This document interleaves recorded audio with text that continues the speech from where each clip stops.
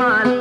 ذكر النبي من ضيف من مزنع على الدنيا هطل، والسيل من رؤوس الجبال العالية دفغ وساي، والسيل من رؤوس الجبال العالية دفغ وساي.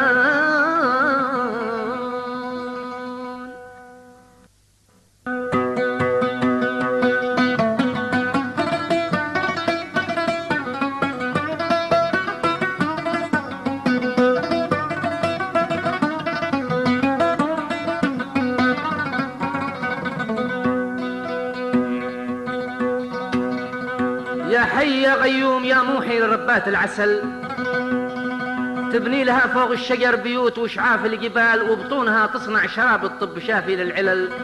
طل المجاني ترشفها أغراس في جوف الوخال. يا أولي قبل القلم يكتب على لوح الأزل، قبل الجهور القابرة قبل المسافات الطوال. يا آخري